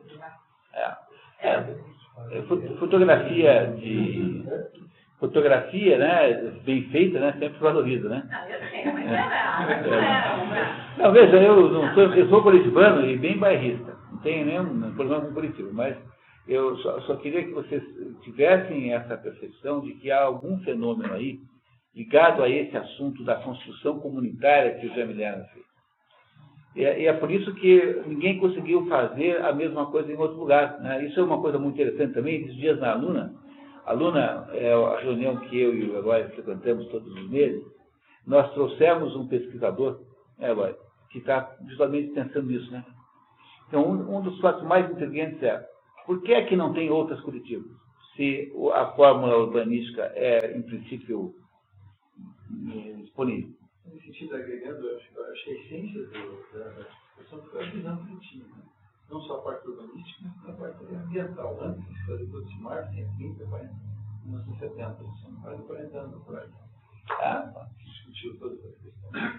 Então, isso com o curitibano, que é Curitiba, mesmo essa questão milionária. Isso é um exemplo que pensou-se lá atrás do estado de hoje. Mas ele foi no Rio, ficou 4 anos lá e não conseguiu lá. Não conseguiu nada. A coisa funcionou aqui, mas não conseguiu sair corrido de lá, né? Eu não sei explicar para vocês o fenômeno, tem essa pessoa, né, esse rapaz pesquisando isso aí o fenômeno, mas seguramente não é um fenômeno apenas urbanístico.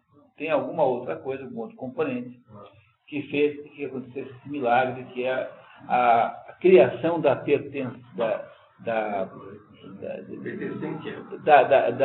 sentimento de pertencer, que é o que foi feito aqui. E o interessante, por exemplo, eu cheguei em Curitiba há 40 anos atrás, 41 anos atrás. Quando eu cheguei aqui, professores da faculdade diziam que a maior cidade de Santa Catarina estava dentro de Curitiba. O êxodo que tinha havido nos anos 50 e 60 de catarinenses para cá, em função talvez do desenvolvimento do Celino, da época toda, né? O meu pai é um caso, meu pai é de Massa. A maior cidade de Santa Catarina não tinha a população que tinha de catarinense em Curitiba, já nessa época. E depois disso, quer dizer, quanta gente veio mais agora? É um fenômeno interessantíssimo. Eu não sei explicar. Fábio. Esse fenômeno de gostar de ser velho, eu estou conseguindo sentir isso lá em Paranavaí.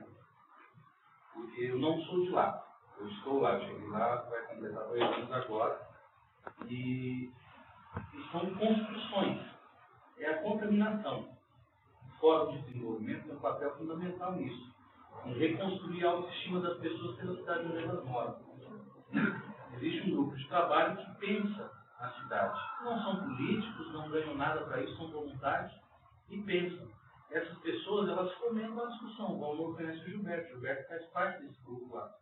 E eles pensam a cidade. Vamos instalar uma usina de cana-de-açúcar lá. Vamos discutir o que vai fazer essa usina. Olha, está surgindo a possibilidade de ter uma universidade federal aqui no Paraná. A gente podia se candidatar. Foram atrás.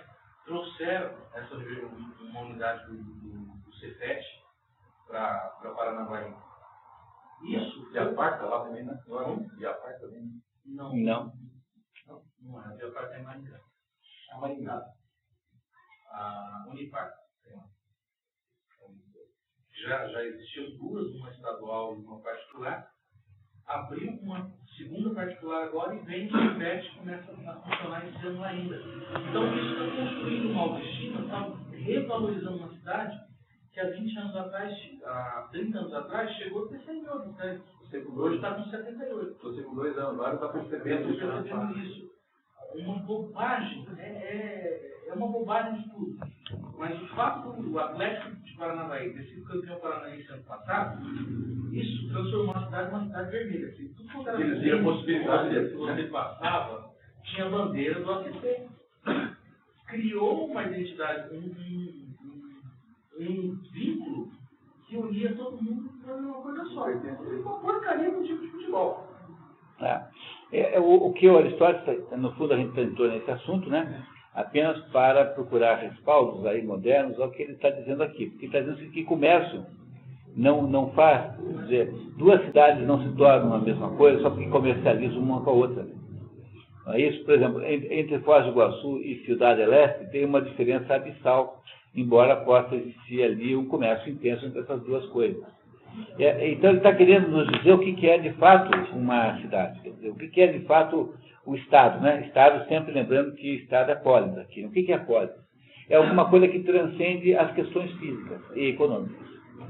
E é isso que nunca se pensa no Brasil quando se pensa em desenvolvimento econômico. Para poder ter desenvolvimento econômico tem que ter antes alguma coisa que não é econômica. Esse é o assunto do meu livro, A Economia do Mais, que é a ideia de que o mundo econômico está subordinado a outras coisas. E então o livro dá metodologias, muitos exemplos de como é que faz isso na prática. Só para concluir, o exemplo da zona de Paranavaí, que você tem uma contribuição muito grande ali, é o exemplo de Jacksonville. Só que a metodologia é diferente, né? Agora, eu diria assim, sem sombra de dúvida, que de todos os municípios que eu conheço, ninguém faz o trabalho mais corretamente que Paranavaí. Porque Londrina já é muito grande, sabe? É muito incipiente também, né? A ideia. Paranavaí tem o melhor trabalho de desenvolvimento econômico do Brasil. Eu diria que é uma coisa assombrosa. Tá. Bom, continuamos? André.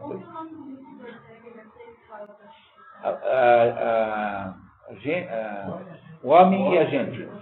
O homem e a gente. Você encontra no site de Cultura, é um livro editado no Brasil faz 30 anos, que não sei por que razão, eles têm um estoque, a Livraria Cultura tem estoque, e te vende um livro novo, mais velho, sabe? Editado há 30 anos, mas de 0 quilômetros, nunca foi usado. Amarelinho, é novo. Vou ver se terça-feira tem estoque. Pois é. Esse livro é um livro maravilhoso e fundamental para entender qualquer aspecto social. Tá? Você quer entender alguma coisa da vida sociológica, da vida inclusive? Esse é um livro para começar a ler. O fim da sociedade civil é, portanto, viver bem. Todas as suas instituições não são senão meios para isso, e a própria cidade é apenas uma grande comunidade de famílias e de aldeias em que a vida encontra todos esses meios de perfeição e de suficiência. É isto o que chamamos uma vida feliz e honesta. A sociedade civil é, pois, menos uma sociedade de vida comum do que uma sociedade de honra e de virtude. As condições... Perceberam que ele está falando, não está falando pouca coisa, né? Honra e de virtude. Quer dizer, é um compartilhamento de valores altos, é isso que faz uma cidade. No sentido aristotélico, na polis aristotélica. As condições da felicidade particular. Aí Alexandre, livro 7, pulou, tá? Pula para o livro 7, capítulo 1. Desculpe, irmão. Não, eu só tinha que não esquecer de contar com ele. Queremos ter estabelecido suficientemente em outro lugar em que consiste a felicidade da vida. É aquela ideia da eudemônio, tá? Não precisa ler, não. Tá? Eu acabei de explicar. Só falar essa a mim. Contentar-nos temos aqui em fazer a aplicação de nossos princípios. Ninguém contestará a divisão habitual entre os filósofos dos bens em 3 classes: os da alma, os do corpo e os exteriores. Todos esses bens devem ser encontrados junto às pessoas felizes. Jamais se contará entre elas um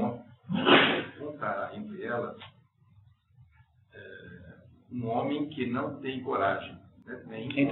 Não, se contará entre as pessoas felizes, tá? Um homem que não tem coragem. Tá? A quantidade de pessoas.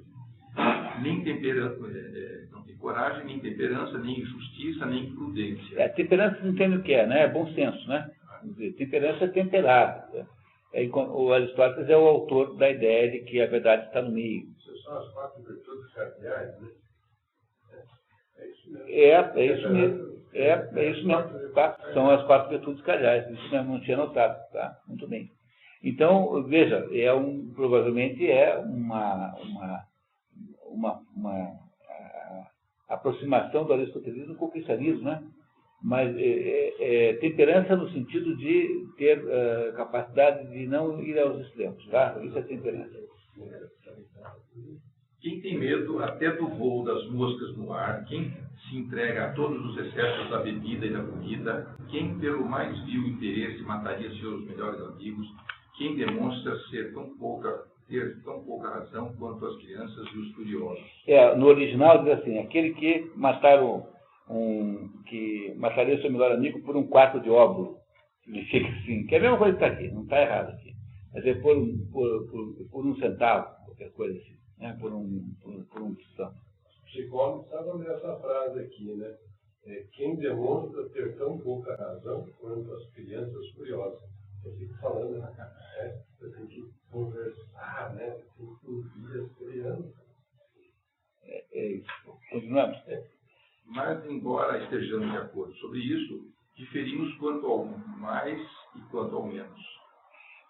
A maioria, pensando que lhes basta ter um pouco de virtude, deseja ultrapassar infinitamente os outros em riqueza, em poder, em glória e outros que tais. Sobre isto, é fácil saber o que pensar. Basta consultar a experiência. Todos vemos que não é pelos bens exteriores que se adquirem e conservam as virtudes, mas sim que é pelos talentos e virtudes que se adquirem e conservam os bens exteriores e que, quer se faça consistir a felicidade no prazer ou na virtude, ou em ambos, os que têm inteligência e costumes excelentes alcançam mais facilmente uma fortuna medíocre do que os que têm mais do que o necessário e carecem dos outros bens. E essa frase é tão absolutamente importante porque ela é tudo que o Brasil não sabe.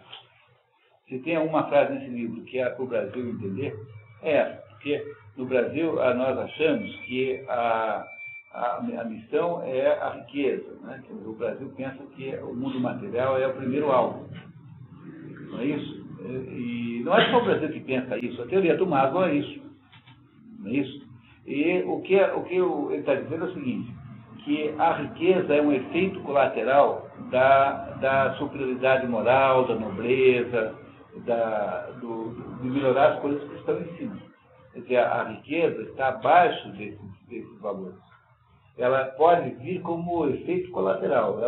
O Viktor Frankl, que é um psicólogo maravilhoso, tem uma obra incrível, nós já pusemos no programa Em Busca de Sentido. Mas mesmo quem não assistiu, não custa nada se comprar esse livro amanhã, custa porcaria, o livro desse tamanho, e que ele conta a experiência que teve no campo de concentração, e quando ele compreendeu o seguinte, que todo mundo que não tinha sentido na vida morria fácil. E o sujeito, a primeira coisa que o Viktor Frankl faz é jamais fazer qualquer acusação à Alemanha. E perguntaram, os judeus ficaram sempre furiosos com ele, né? Pô, mas como é que você não transformou esse seu livro num libelo anti-nazista? Assim, porque esse negócio de acusar coletivamente é a estratégia nazista. Não tem nada mais nazista do que você chegar e dizer assim, foram os alemães. Então, nada mais nazista do que você fazer a acusação coletiva, porque nem todo mundo estava de acordo, enfim. Então, o Viktor Frankl, sem jamais transformar o livro num libelo panfletário pró-judaico, e é essa a razão pela qual as comunidades engajadas judaicas sempre o detestaram e o perseguiram. Ele é judeu, mas ele é perseguido pela comunidade judaica. Ele diz assim, olha, o que a gente tem que entender na vida é que algumas coisas só se obtêm como efeito colateral. Então, você deve desejar uma outra coisa e obter aquela como efeito colateral. E a ideia de que a riqueza é o primeiro de todos os objetivos da vida é um engano. Porque aí o que você fará é você fará aquilo que ele acha que é a origem da ejaculação precoce, da insônia. Né? Então, por exemplo, como é que o Viktor Frankl cura insônia? Assim, você está com insônia, então em vez de tentar dormir, tente não dormir de modo nenhum. Ligue a televisão, ligue o som, põe bananeira, abra a geladeira e faça um bolo. Se você tentar não dormir de nenhum, você vai acabar dormindo. Quer dizer, você tem que fazer exatamente o contrário. Daí ele chegava para o cliente com impotência sexual e dizia assim, ejaculação precoce, né? Assim, o seu problema é ejaculação. Então, tente ejacular o mais rápido que você puder. Mas muito mais rápido que você está fazendo agora. E dava o contrário. Dá o contrário daí. O Proust tinha uma frase que dizia que era exatamente dizer assim, o Proust. O único modo de você se livrar de um vício é levá-lo ao extremo, ao seu extremo absoluto. Chegar no extremo, o vício desaparece. E é isso que o Viktor Frankl faz como terapia chamada logoterapia. A terapia do Viktor Frankl é um psicólogo, logoterapia. E ele dizia, então, nos ajudava a entender isso, que o que faz alguém, uma pessoa ficar rica, não é a sua obsessão pela riqueza em si, mas é a obsessão por coisas que estão acima da riqueza e que gerarão as condições para que o enriquecimento aconteça embaixo. A coisa mais difícil que tem é convencer os brasileiros disso. Que é preciso, antes de você ter um país rico, o Brasil não é um país rico, o Brasil é um país mediano, sob o ponto de vista da renda per capita, por exemplo. Então, bem na metade do grupo de países do mundo, estamos na metade, o que é muito pouco, né? O Brasil não é um país não está no nível de produção econômica que podia ter. Então, para poder fazer isso, nós temos que fazer uma porção de coisas que não são isso, que não são perseguições diretas da riqueza, num âmbito superior ao econômico, para que possa reagir embaixo. Essa ideia é a coisa mais difícil de botar na cabeça do Brasil, que pensa, o Brasil tem uma visão economicista das coisas, que pensa que é tudo questão econômica. Então, como é que as pessoas se irritam contra os políticos? Quando descobrem que eles aumentaram o salário. Eu sou a favor de pagar o dobro, os sujeitos não aparecerem. A melhor coisa do mundo era que eles não fossem lá nunca, porque senão não legislam bobagem. Entendeu? Então, as pessoas só se incomodam com política porque ficam com inveja do dinheiro que eles levam para cá. Ninguém está dizendo assim, pô, mas esses caras fizeram essa lei louca. Ninguém entra no mérito do que eles fazem lá. Está só preocupado com a remuneração, se eles veem ou não, se tem injetor ou não. Mas isso é uma maneira muito imbecil de cuidar do assunto. Porque, no fundo, a mobilização brasileira é apenas pela inveja do dinheiro. Quando vocês estavam ouvindo a CBN, eu estava ouvindo para cá, o cidadão dizendo que o Bill Gates vai doar 2 bilhões de dólares, né, para poder criar uma igreja, estabelecer uma igreja nos Estados Unidos. E o cidadão lá, no motor, falou, por 1 bilhão eu trago Jesus Cristo. E pessoa, metade eu já trago Jesus Cristo. Pessoalmente, né? Tá certo? Continuamos, por favor. Vamos lá, pessoal. Por pouco que atendemos a isto, a razão basta para nos convencer. Os bens exteriores são apenas instrumentos úteis, conformes a seu fim, mas semelhantes a qualquer outro instrumento, cujo excesso necessariamente é nocivo ou, pelo menos, inútil a quem os manipula. Os bens da alma, pelo contrário, não são apenas honestos, mas também úteis. Quanto mais excederem a medida comum, mais terão utilidade.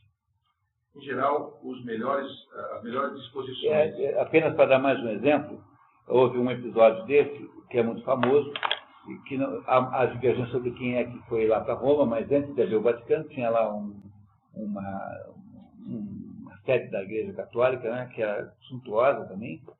E há quem diga que foi São Domingos, mas há outras pessoas que dão. Mas a verdade é que foi lá alguém, um monge desse muito pobre, e falou assim, foi lá visitar o Vaticano, aí o Papa recebeu e falou assim, olha só, tá vendo? Agora ninguém mais pode dizer que Pietro não tem ouro, e não tem prata, e não tem joias. E aí, então, agora Pedro não vai mais poder dizer que ele não tem ouro. E o velhinho, o monge, falou assim, também não vai mais poder dizer, levanta-te e anda. Seja quem tenha sido a personagem, é essencialmente o que o Aristóteles está dizendo aqui. Tá? Que você tem bens da alma, bens exteriores e bens do corpo. Se você quer fazer uma hierarquia natural nisso, ponha os bens da alma em primeiro lugar, os bens do corpo em segundo e os bens exteriores em terceiro. Quando você inverte essa sequência, você tem o reino da quantidade, do reino egnômico, né, que é o mundo moderno, que pauta tudo pelo quantitativo. Isso é um mundo profundamente antinatural e desumano, de acordo com a própria opinião do Aristóteles aqui. Continuando. Em geral, as melhores disposições e maneiras de ser seguem entre si as mesmas proporções e desproporções que seus sujeitos. Se, portanto, a alma, por sua natureza e relativamente a nós, tem um valor muito diferente do corpo e dos bens, seus bons costumes ultrapassam igualmente os dessas outras substâncias. Tais bens só são desejados por ela, e todo homem os deseja para a alma, e não a alma para eles. Consideremos, pois, como certo que a cada um cabe uma felicidade proporcional à virtude e à prudência que tiver, e na medida em que age conformemente a elas. Exemplo e prova disso é Deus, que é feliz não por algum bem exterior, mas por si mesmo e por seus atributos essenciais. A felicidade é muito diferente da boa fortuna. Vem-nos da fortuna os bens exteriores, mas ninguém é justo ou prudente graças a ela, nem por seu meio. Dos mesmos princípios depende a felicidade do Estado. E é impossível que um Estado seja feliz, uma cidade, no caso, seja feliz e se dela a honestidade for banida. Não há nada de bom a esperar dele. nem tampouco de um particular, sem a virtude e a prudência. A coragem, a justiça e a prudência têm na cidade o mesmo caráter e a mesma influência que nos particulares. São exatamente os mesmos que merecem de nós a reputação de corajosos, justos e prudentes. Que isso nos sirva de prefácio, não podemos deixar de lembrar esses princípios. Como, porém, eles pertencem a uma outra teoria, que é a ética, tá? Que é a teoria de ética, que é a ética Nicômaco, não nos estenderemos mais aqui sobre eles. Basta-nos agora ter estabelecido que a melhor existência para cada um em particular e para todos os da cidade é a virtude com bastante riqueza para poder praticá-la. Se alguém quiser contestá-lo, você está essa? Se alguém quiser contestá-lo, nós lhe daremos em seguida uma mais ampla satisfação. Aqui, não sei se vocês repararam, aqui numa sutileza muito grande, assim, é a virtude com bastante riqueza para poder praticá-la. Esse bastante aqui está usado no sentido preciso, porque em português o único sentido da palavra bastante é suficiente. Então, por exemplo, quando diz assim, eu tenho bastante água, significa que você tem água suficiente. Só que, por causa do italiano, aqui se usa a palavra bastante no significado de muito. Porque bastante como muito é italianismo. Então, está errado. Em português não se fala bastante como muito. Né? Então, eu tenho, por exemplo, você tem muitos cachorros? Eu tenho muitos cachorros. Né? Agora, dizer que eu tenho bastante cachorros está errado. A não ser que você queira dizer que os cachorros que você tem são suficientes. Basta. Entendeu isso? Então, esse bastante aí, por favor, não interpretem no sentido errado, que é o sentido coloquial da palavra bastante, que é um sentido errado em português, porque bastante no sentido de muito é italiano que fala assim. Em português, bastante é suficiente. Mas existe bastante plural. Mas isso é errado, porque, entendeu? É porque aí estão adjetivando a palavra bastante, né? Tá? E não pode, porque a palavra em português não pode ser mudada de sentido assim. Então, em português... Aqui pode parecer muita riqueza. Pois é, quer dizer, como está aqui, está certo. Só que eu temo que vocês interpretem esse bastante como sendo muito, o que geraria uma contradição do Aristóteles com ele mesmo. Porque ele, no fundo, está falando em riqueza suficiente e não está falando em excesso de riqueza. Entenderam? Isso não faz sentido no resto da história, né? Desculpe um pouquinho, Anatório. Está claro isso, pessoal? Ficou claro isso, né? Então, aqui, não é que ele esteja errado, é que é possível que nós interpretemos errado por força do hábito. Diga, Anatório. A minha dúvida aqui é o seguinte, quando fala de fortuna aqui, o Écio fala de fortuna como sinônimo de sorte, né? Mas aqui, sorte é que fortuna no sentido de dinheiro mesmo. É que ele acabou de dizer que é a mesma coisa, nesse sentido, né? Lembra? Que ele diz assim, se você olhar um pouquinho mais para cima, né? Ele diz assim, onde é que nós estamos? Página, peraí. 58. Fala assim, olha, isso sirva de prefácio, não podemos deixar de lembrar esse princípio. Fortuna está no 57 no penúltimo parágrafo. Então é assim, né?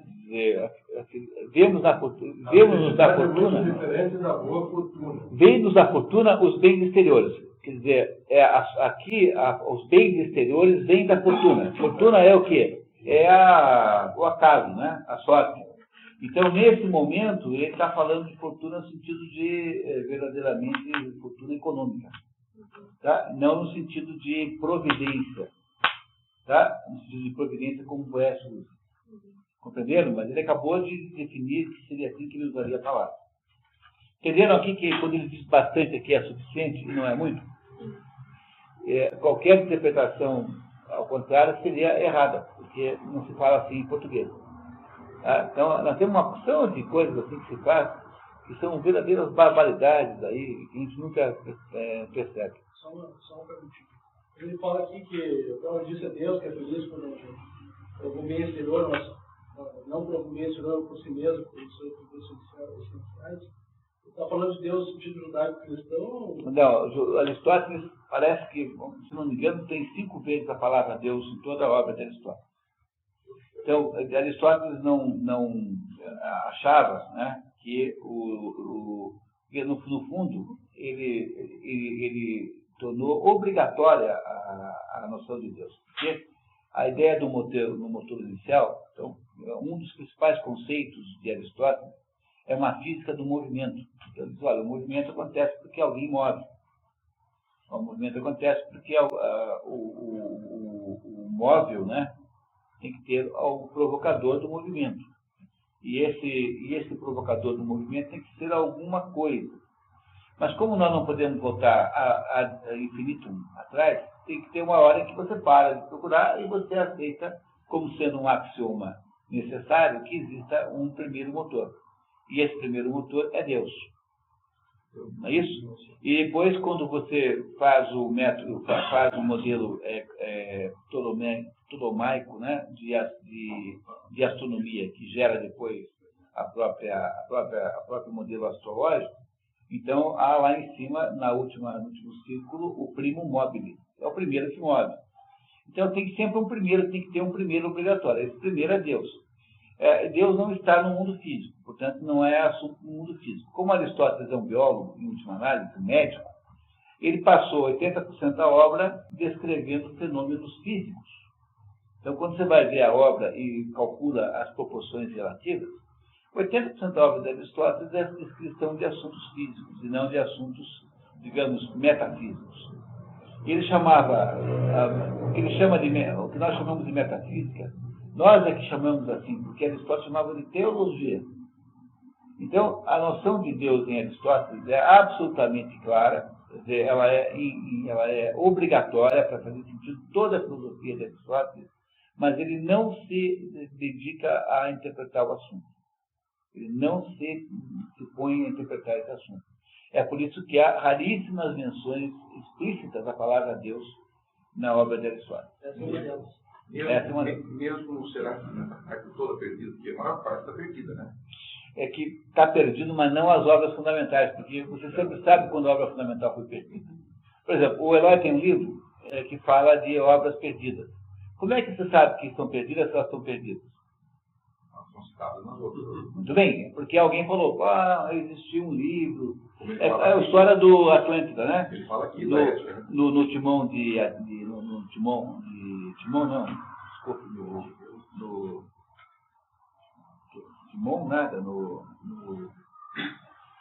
Atenas é uma peça de Shakespeare. Né? No Timeu de Platão, há uma menção à Atlântida. Então, a gente sabe que a Atlântida existiu, não porque nós tenhamos uma documentação sobre isso, mas porque há menções que são igualmente confiáveis, porque elas são de fontes diferentes, de fontes que não podem ser contaminadas umas às outras. Então, é muito provável que tenha existido um lugar no mundo chamado Atlântida. E esse lugar muito provavelmente existiu, mas nós não sabemos nada sobre ele. Então, se houvessem obras de Aristóteles que fossem extraordinariamente importantes, elas teriam sido já colocadas na boca de alguém e isso nunca aconteceu. Então, sabe-se, tem aí uma lista de livros que sumiram, mas esses livros não parecem ser livros nucleares. Quer dizer, não são poética, acho. A poética consumiu metade, né? E os fragmentos e pedaços da primeira parte. Mas a poética existe, tem uma boa parte aí. Mas não há nenhum grande livro, assim como tem aqui um livro, que é o livro que todo mundo diz que é Aristóteles, então isso não tem. Quer dizer, embora a obra, em termos de volume, tenha sido muito perdida, ela não é, em termos de conteúdo, não. É claro que nós poderíamos ter livros mais organizados, né? Mas ainda mais porque a obra esotérica de Aristóteles, exotérica com X, essa que se perdeu, era uma obra muito primária, assim, provavelmente era uma obra imitando o estilo de Platão, eram diálogos platônicos que não deviam ser muito aristotélicos. O Aristóteles deve ter gostado que ele sumiu. Sabe aquele sujeito que depois, quando tem 60 anos, olha para o livro que escreveu com 25 e dá aquela vergonha? Meu Deus, como é que eu escrevi esse monte de besteira aqui? O próprio Sócrates era sofista, né? Não, mas tem muita gente que faz isso, entendeu? O sujeito não aguenta ver aquilo. É como o Boris Schneiderman, que é um tradutor de Dostoiévski, que olha para a tradução que ele fez dos Irmãos Karamazov, quando tinha 20 e poucos anos, estava quebrado, precisava de dinheiro, e topou lá E disse, meu Deus, como é que eu fui escrever esse negócio aqui? Não é possível. Não sou eu. Né? Entendeu? Então, como é que faz? Você tenta comprar todos os livros que tem. É igual a Xuxa, né? A Xuxa comprando todas as revistas em que ela apareceu nua e tal. Né? Você tenta fazer, não, mas é difícil, né? É difícil. Bom, continuamos. Mais um pouquinho? Vamos lá. Felicidade privada e felicidade pública. Resta-nos explicar se a felicidade é idêntica para os Talvez, pessoal, desculpe, melhor do que isso, está em cima do nosso intervalo. Vamos parar um pouquinho antes para tomar um café? Para a gente não quebrar o texto no meio? Tá? Então vamos lá. Pode ficar nisso? Pode. A tal da hegemonia para a conquista do poder, né?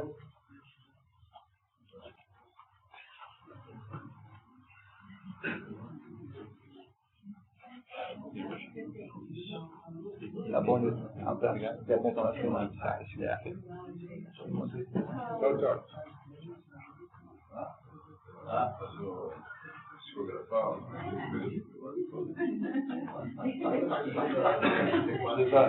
Precisa achar um programinha para poder fazer as